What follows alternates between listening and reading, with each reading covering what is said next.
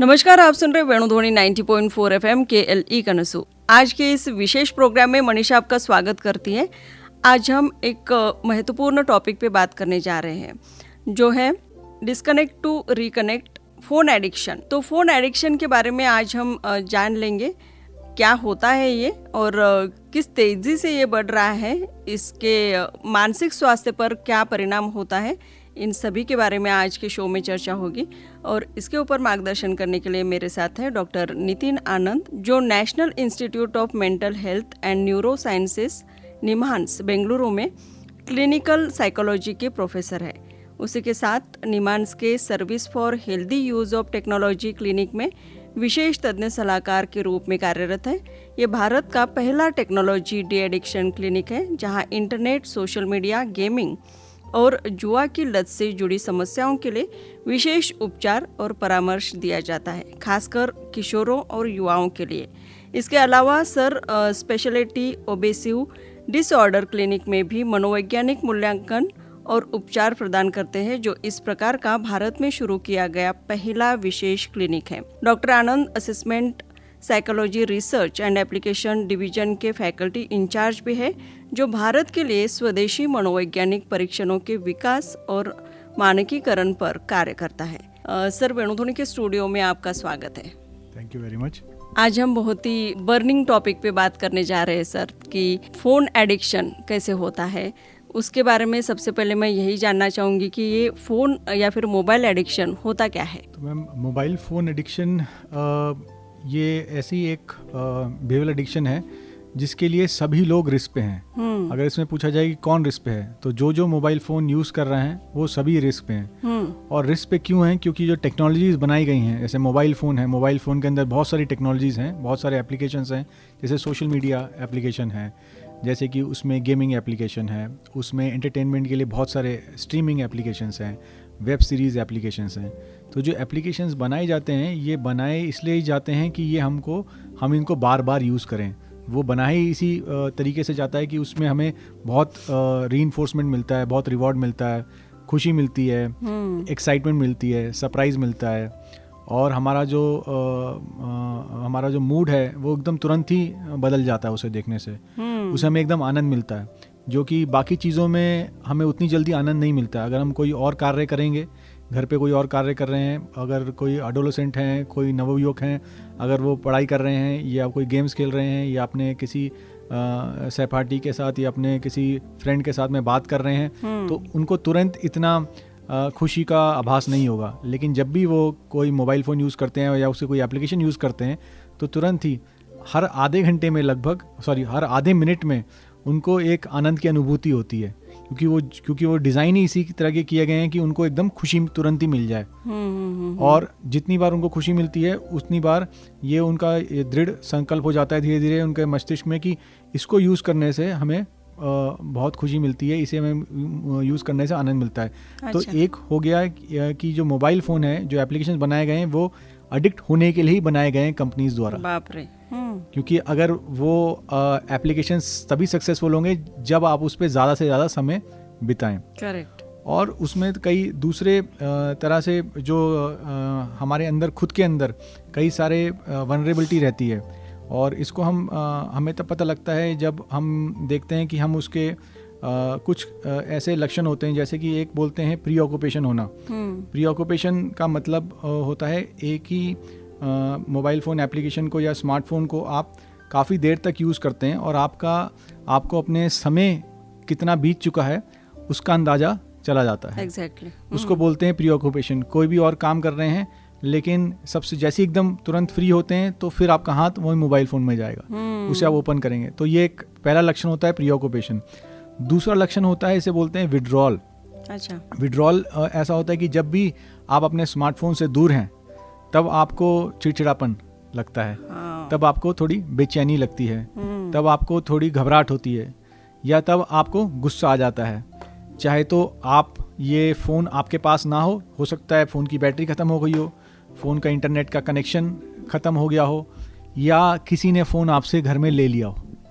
तो अगर ये हो रहा है तो इसका दूसरा लक्षण है, इसे बोलते हैं विड्रॉल सिम्टम। अच्छा। और आपने देखा होगा कि बहुत सारी खबरें ऐसी आती हैं जिसमें कि बच्चों से जब माँ बाप ने मोबाइल ले लिया तो बच्चों में तुरंत एक तीव्रता से एक गुस्सा, बेचैनी आ गई, जिससे कि बच्चों और पेरेंट्स के बीच में, माँ बाप के बीच में लड़ाई हुई, जिसकी वजह से बहुत सारे ऐसी रिपोर्ट्स भी आई हैं जिसमें कि देखा गया है कि बच्चों ने कुछ ऐसे एक्शन ले लिए हैं जो कि बहुत घातक रहे हैं उनके लिए। उन्होंने कुछ फिजिकल वायलेंस कर दिया गया है।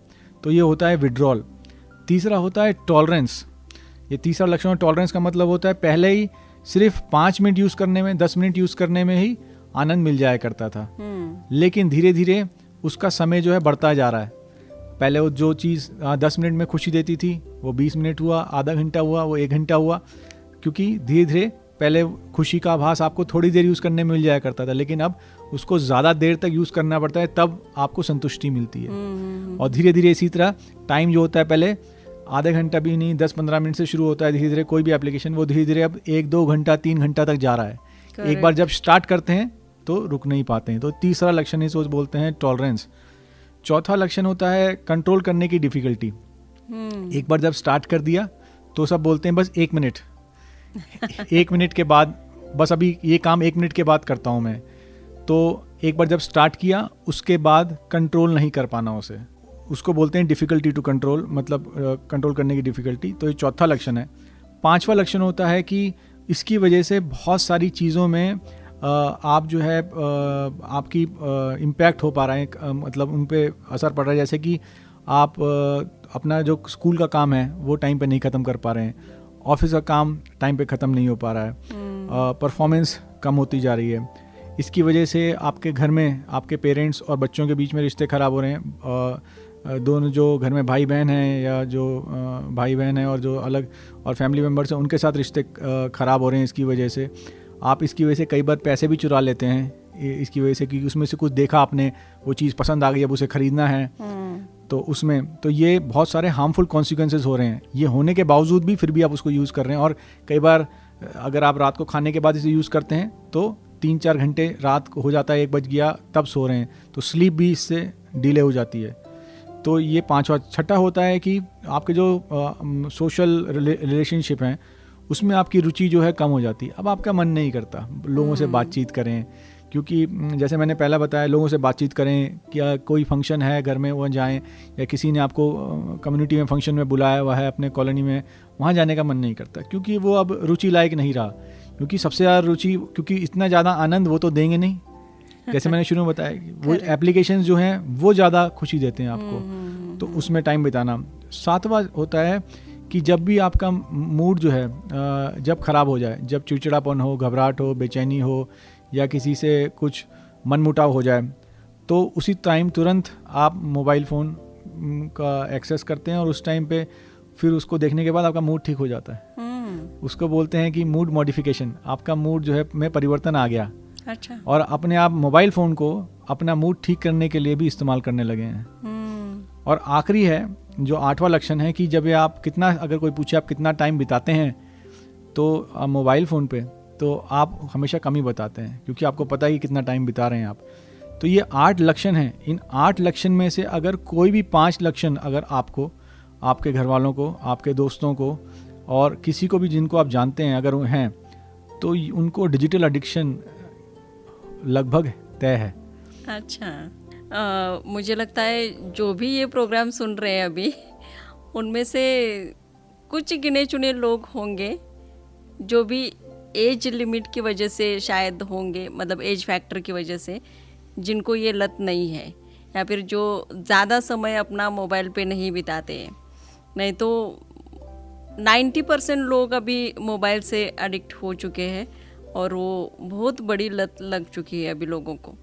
तो मेरे ख्याल से सर, अभी ये जो सभी आपने लक्षण बताए, या फिर जो एप्लीकेशंस है जो इतने अच्छी तरह से डिज़ाइन किए हैं कि लोगों को उसकी आदत लगे, उसकी वजह से ही ये जो लत है वो तेज़ी से बढ़ रही है। तो सर, क्या मोबाइल एडिक्शन को एक मानसिक स्वास्थ्य समस्या भी माना जा सकता है? हाँ, मोबाइल फ़ोन एडिक्शन को मानसिक स्वास्थ्य समस्या बिल्कुल माना जा सकता है, क्योंकि इसमें निम्हांस ने, service for healthy user technology clinic निम्हांस, जहाँ पे मैं काम करता हूँ, वहाँ पे हमने काफ़ी रिसर्च करी है इसके बारे में, और इसमें पाया गया है कि ये बहुत सारे युवकों में, एडोलेसेंट्स में और जो यंग अडल्ट हैं उनमें ये पाया जा रहा है। और हमने यहाँ पे भी और बाकी जितनी भी दुनिया में रिसर्च की जा रही है उसमें पाया गया है कि ये एक मानसिक समस्या बन गई है। अगर मैं कुछ आंकड़े आपको उसको बताऊं तो हमने कुछ रिसर्च करी जिसमें कि कर्नाटका में ही हमने कुछ यूनिवर्सिटीज़ में रिसर्च की, उसमें पाया गया लगभग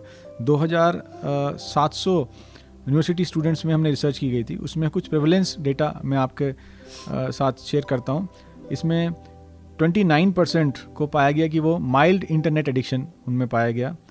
16% 16.4% लोगों को मॉडरेट इंटरनेट एडिक्शन पाया गया और 0.5% लोगों को सीवियर इंटरनेट एडिक्शन पाया गया। और उसमें ये पाया गया कुछ रिस्क फैक्टर भी पाए गए कि, तो इसमें ये पाया गया कि जो बॉयज़ हैं, जो मेल यूथ है वो ज़्यादा रिस्क पे हैं, और जो कि अपने घर से दूर रहते हैं, जो कि हॉस्टल्स में रहते हैं, रेंटेड अकोमोडेशन में रहते हैं, और जो कि लगभग 3 से ज़्यादा घंटे इंटरनेट का यूज़ या स्मार्टफोन का यूज़ करते हैं अपने आनंद लेने के लिए या अपने आप को रिलैक्स करने के लिए या कोई और एक्टिविटीज़ के लिए, वो ज़्यादा रिस्क पे हैं।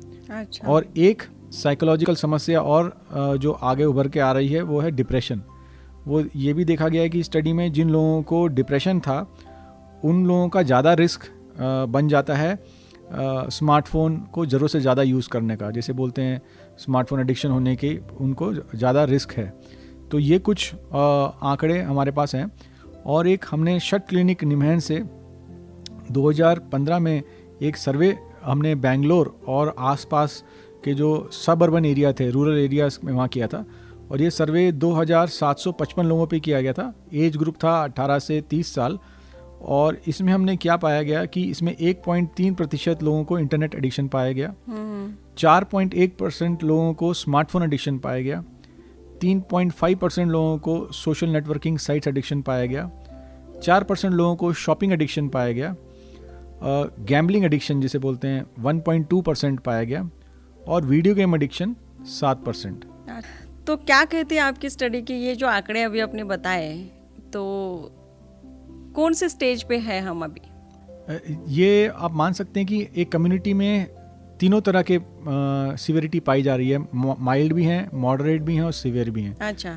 तो जो माइल्ड हैं वो सबसे ज़्यादा हैं, लगभग 27 से 29% लोग माइल्ड इंटरनेट एडिक्शन है, जो भी असेसमेंट जो रिसर्च की गई है इंडिया में, और लगभग 16% लोग हैं जो कि मॉडरेट हैं। तो अगर देखा जाए तो सब ज़्यादातर भी माइल्ड टू मॉडरेट की कैटेगरी में है। और इस चीज़ को अगर अभी हमने ध्यान नहीं दिया गया, विशेषज्ञों ने नहीं ध्यान दिया, और बाकी जो भी इसमें स्टेक होल्डर्स हैं जैसे कि स्कूल में टीचर्स, घर पे पेरेंट्स, और बाकी हॉस्पिटल्स में मनोवैज्ञानिक, इन सभी को इस समस्या से मिलकर जूझना पड़ेगा। और इससे हमें जूझने की तैयारी करनी पड़ेगी, क्योंकि सारे लोग क्लिनिकल साइकोलॉजिस्ट के पास नहीं आ पाते हैं। जिनको कि मॉडरेट या सीवियर नहीं है वो यहाँ नहीं आएंगे, हॉस्पिटल नहीं जाएंगे हेल्प लेने के लिए। लेकिन जो माइल्ड हैं वो हो सकता है कि हमारे पास ना भी पहुँचें। वो एक्सेस होगा, वो स्कूल में है, वो कॉलेजेस में है, और वो घर पे हैं। लेकिन अगर वो ज़्यादा यूज़ करेंगे इसको, तो जो माइल्ड है वो धीरे धीरे मॉडरेट बनेंगे, और जो मॉडरेट हैं वो धीरे धीरे सीवियर की तरफ जा सकते हैं। करेक्ट। वो शिफ्ट होने के लिए ज़्यादा टाइम नहीं लगेगा। तो सर अभी इतना सब कुछ आपने बताया, तो इसका मतलब ज़्यादा इस्तेमाल करने से शारीरिक और मानसिक रूप पे क्या असर पड़ता है? तो इसमें हमने ये पाया गया कि इसमें बहुत सारी तकलीफ़ें आपको हो जाती हैं। जैसे कि कुछ तरह के फिनोमिना मैं आपको बताऊंगा। एक बोलते हैं, इसे कहते हैं कि शारीरिक समस्याओं से, इससे कि आपकी गर्दन में, शोल्डर्स में और पीछे जो स्पाइन है, आपकी जो रीढ़ की हड्डी है, इसमें पेन होना, इन्फ्लेशन होना हो जाता है। इसे बोलते हैं टेक्स्ट नेक सिंड्रोम। तो जब आप सीधे खड़े रहते हैं और आपका अगर सर बिल्कुल टिल्ट नहीं हुआ है, 0 डिग्री पे रहता है, तो लगभग आपका जो मस्तिष्क है वो 4 से 5.5 किलो का उसका वजन होता है। जैसी ये आपका शरीर का जो मस्तिष्क का जो आपका जो गर्दन का टिल्ट है, अगर वो 15 डिग्री होता है, तो आपका लगभग जो ब्रेन जो आपकी जो पुल है धरती की तरफ, ग्रेविटेशनल पुल, वो 12 kg का हो जाता है। और धीरे धीरे जैसे ये 30 डिग्री का टिल्ट होगा, ये 18 kg का हो जाएगा, पुल करेगा, इतना ग्रेविटेशनल पुल होता है। जब 45 डिग्री पे टिल्ट रहेगा आपका नेक, तो ये 22 किलो का ग्रेविटेशनल पुल करता है। और जब ये पूरा 60 डिग्री पे, जैसे कि आप पूरा अपने आप बिल्कुल ही इमर्स हो जाते हैं अपने गेमिंग एक्टिविटी में, सोशल मीडिया में या कोई वेब सीरीज वॉचिंग में, तो जब ये 60 डिग्री टिल्ट होता है तो लगभग ये 27 केजी का ग्रेविटेशनल पुल होता है। और अगर ये एक्सटेंडेड पीरियड, मतलब अगर ये लंबे समय तक 2 घंटा 3 घंटा भी इस सिचुएशन में रहें और रोज लगभग, तो ये आपको कुछ समय बाद आपकी नेक मसल्स, शोल्डर मसल्स लूज होने लग जाती हैं। अच्छा। और इसकी वजह से आपको पेन और ये नेक में स्पैज़म रहता है।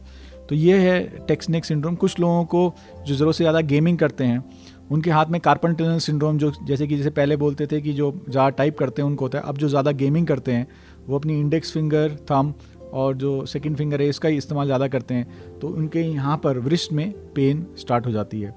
कई लोगों को ड्राई आइज़ की शिकायत होती है क्योंकि उनकी आइज़ ड्राई हो जाती हैं, बिकॉज जो गेमिंग है और सोशल मीडिया है ये आपकी जो नॉर्मल ब्लिंकिंग होती है आई मूवमेंट, ये उसको रिस्ट्रिक्ट कर देती है। आपका 1 मिनट में लगभग 20 से 30 बार ये आइज़ ब्लिंक होती हैं। लेकिन जब आप गेम्स खेलते हैं, स्पेशली जब सोशल मीडिया पे रहते हैं, जब रील्स देखते हैं आप एक के बाद एक, तो ये आइज़ बंद होने का जो नॉर्मल फंक्शन है वो नहीं होता। करेक्ट। तो जब वो नहीं होता है तो आपकी आइज़ ड्राई होने लग जाती हैं और वो वाटरी आइज़ बन जाती हैं। तो ये कुछ फिज़िकल तकलीफ़ें जो हो जाती हैं। कुछ मानसिक इनसे फिनोमिनाज भी निकल के आते हैं, जैसे कि उसे बोलते हैं नोमोफोबिया। नोमोफोबिया मतलब नो मोबाइल फोबिया। वो तब होता है जब आप अपने एक ऐसा डर, जैसे कि जब भी आप अपने मोबाइल फ़ोन से कुछ समय दूर रहें तो आप में बेचैनी, चिड़चिड़ापन, गुस्सा आने लग जाता है। तो रिसर्च ने पाया गया है कि ज़्यादातर ये सभी लोगों में पाया जाता है। और हमें सोचना है कि रिसर्चर्स ने ये बताया कि ज़्यादातर 72% लोग जो हैं वो 5 फीट से ज़्यादा अपने मोबाइल फ़ोन से दूर नहीं रह पाते हैं।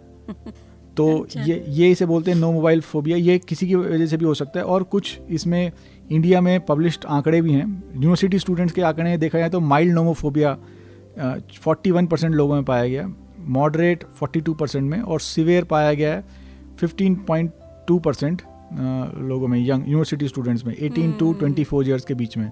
अच्छा। तो इसे बोलते हैं नो मोबाइल फोबिया। और एक फिनोमिना होता है, उसे बोलते हैं फोमो। आपको पता होगा, फेयर ऑफ मिसिंग आउट। मतलब आपको लगता है कि जो आपके फ्रेंड्स हैं या और जो कम्युनिटी है उनकी लाइफ में ऐसा कुछ इंटरेस्टिंग हो रहा है जो कि आपकी लाइफ में नहीं हो रहा है, और अगर आप उससे नहीं जुड़ पाएंगे तो आपसे वो बहुत ही जो फिनोमिना है, जो इवेंट है, वो मिस हो जाएगा और आप जो है उस ग्रुप से लगभग बाहर हो जाएंगे। आपका ग्रुप से वो जो है टच चला जाएगा। इसे बोलते हैं फेयर ऑफ मिसिंग आउट। ये एक मानसिक फिनोमिना है और इसकी वजह से आप ज़्यादा से ज़्यादा इसको यूज़ करते हैं। इसके चलते ही लगभग 56% जो इंटरनेट यूज़र्स हैं वो लगभग 5 घंटे से ज़्यादा अपने मोबाइल फ़ोन से दूर नहीं रह पाते हैं मैक्सिमम। लेकिन ये थोड़ा सा पुराना डेटा है, मैं जो आपको बता रहा हूँ, अगर अभी दोबारा रिसर्च की जाए तो ये समय जो है मुश्किल से 2 घंटे भी नहीं रह पाएगा। बिल्कुल। आखिरी बार हम खुद ही सभी श्रोता सोच सकते हैं, आखिरी बार आप जब आप नहीं सो रहे हो तब आप ऐसा कोई टाइम बताइए जब 2 घंटे आप मोबाइल फ़ोन से दूर रहे हो जगते हुए समय। करेक्ट ना। तो ये है नेक्स्ट फिनोमिना, इसे बोलते हैं Phantom vibration syndrome. Phantom vibration syndrome ऐसा फिनोमिना होता है जब आपको लगता है कि आपका फ़ोन बज रहा है या फिर आपका फ़ोन वाइब्रेट कर रहा है आपकी बॉडी के अगेंस्ट, लेकिन जब आप चेक करते हैं तो ना तो फ़ोन आ रहा होता है, ना तो बज रहा होता है वो, और ना ही वो वाइब्रेट कर रहा होता है। तो इसको बुलाता है फैंटम वाइब्रेशन सिंड्रोम। तो ये हफ्ते में 1 आध बार अगर हो जाए तो ठीक है, ये नॉर्मल माना जाता है मनोवैज्ञानिक भाषा में। लेकिन अगर ये 2 या 3 बार हो जाए हफ्ते में, अगर आपको लगे कि ऐसा हो रहा है, तो इसका मतलब इनडायरेक्ट एक लक्षण है, ये फिनोमिना है, एक साइकोलॉजिकल फिनोमिना है कि आपको, जो हमने शुरू में 8 चीज़ें में बात करी थी वो क्राइटेरिया, आपको ये एडिक्शन हो सकता है। एक फिनोमिना इसे बोलते हैं फबिंग। हिंदी में इसका मैं ट्रांसलेट नहीं कर रहा हूँ। फबिंग इसे बोलते हैं कि जब आप किसी से दूसरे से कोई आपसे बात करना चाह रहा हो, जब आप किसी दूसरे से बात करना चाह रहे हो तो वो जो है व्यक्ति वो अपने मोबाइल फ़ोन में लगा हुआ है, वो कह रहा है कि मुझसे बात करो, मैं सुन रहा हूँ, वो अपना मोबाइल फ़ोन भी देख रहा है और आपसे बात भी कर रहा है। तो इसे लगता है कि बहुत ही नॉर्मल सी एक्टिविटी है, कोई इसमें हार्म नहीं हो रहा है। लेकिन अगर ये सिलसिला चलता रहे तो इससे 4 फंडामेंटल नीड्स, जिसे बोलते हैं मनोवैज्ञानिक भाषा में बोलते हैं साइकोलॉजिकल नीड्स, जो हैं वो इन पे इम्पैक्ट पड़ता है। जैसे कि आपकी सेंस ऑफ बिलोंगिंगनेस उस रिश्ते में, आपकी सेल्फ एस्टीम, आपकी सेल्फ कॉन्फिडेंस और कुछ अमाउंट ऑफ कंट्रोल कम्युनिकेशन में। क्योंकि जो आप बात करना चाह रहे हैं, अगर आप बात करना चाह रहे हैं तो जो आपको सेटिस्फैक्शन मिलता है वो कम मिलता है उस रिलेशनशिप में, और धीरे धीरे अगर ये चलता रहे तो ये आपका जो रिश्ता होता है ये इमोशनली लेस सेटिस्फाइंग बन जाता है, और धीरे धीरे फिर वो रिश्ते में जो है डिप्रेसिव सिम्टम्स स्टार्ट होने लगते हैं। अच्छा। तो इसको बोलते हैं फबिंग।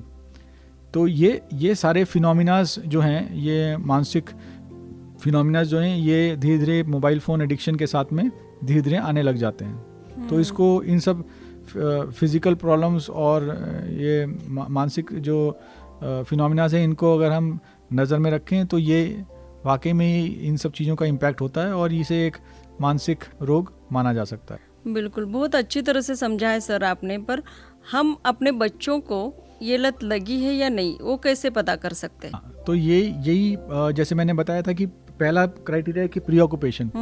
वो सभी काम कर रहे हैं लेकिन उनका मन है कि जैसे ही उनको टाइम मिले एकदम तुरंत ही वो मोबाइल फ़ोन पे वापस आके बैठ जाएं। सारे प्री ऑक्यूपेशन का मतलब होता है कि दिमाग के पीछे यही लगाव है कि जैसे ही ये काम खत्म होगा सीधा मोबाइल फ़ोन के ऊपर हाथ जाएगा, सीधा मोबाइल फ़ोन में सोशल मीडिया खोलेंगे या कुछ व्हाट्सएप खोलेंगे या इंस्टाग्राम रील खोलेंगे या यूट्यूब रील खोलेंगे, तुरंत उनका वहाँ मन लगता है। उनका मन कोई और चीज़ करने का कर ही नहीं रहा है। हो सकता है वो तुरंत उठ के बाहर जाके खेलने जा सकते थे, तुरंत कुछ उठ के किचन से कुछ रखा हुआ आ गया है, अच्छी चीज़ कुछ मिठाई रखी है वो खा सकते थे।